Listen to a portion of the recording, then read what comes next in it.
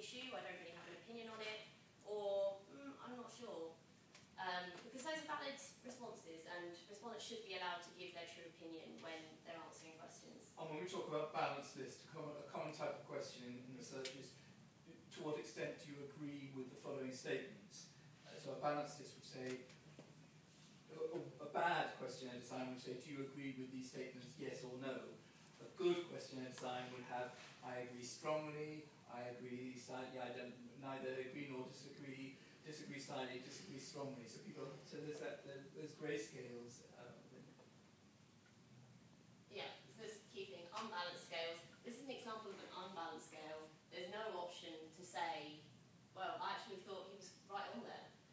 This is more what you want to be aiming for.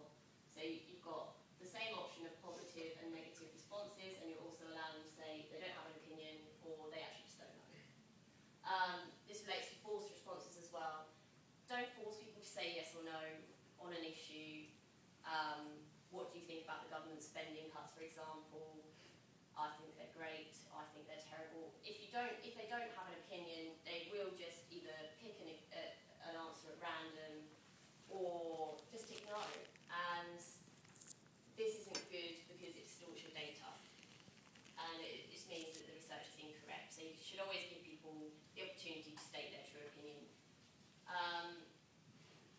Going back to those inappropriate questions, you don't want to be asking people questions that are going to cause them offence, or asking people questions that aren't actually relevant to them.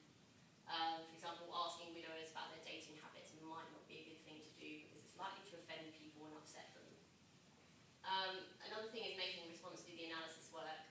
Sometimes you may say something like, what proportion of your money do you spend and which proportion do you save? Make sure your answers add up to 100%.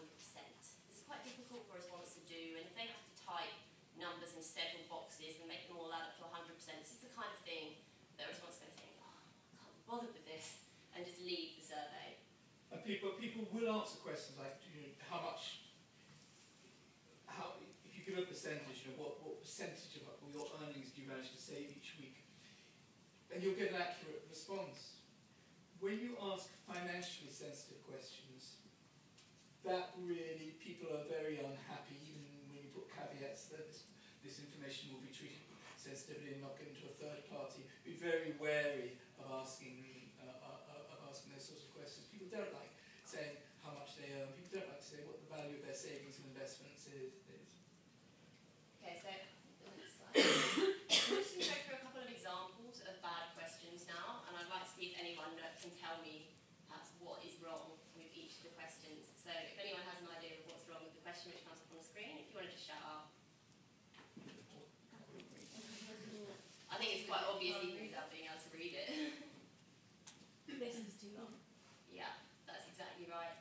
Because if a respondent sees this on a page, they're just going to think, I can't be bothered. This is basically 20, 30 questions masquerading as one question. And you've got this long list of responses, which a respondent has to give a response to every single line.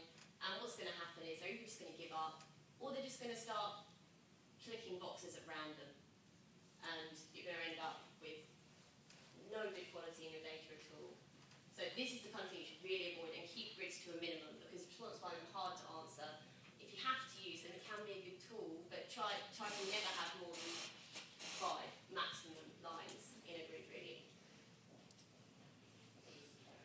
This is a more subtle one. Can anyone tell me what's wrong with this? What if you like 24 and a half? It's quite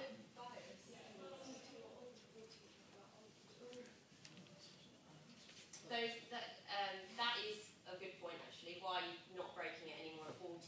But it was actually you who was more in the right area. If you're 19, where do you go? You're going to make sure your bands link up properly if you're doing questions in this way, because you've got under 19 or you've got 20. But if you're 19, which box do you tick? The next one. Everyone tell me what's wrong with this one.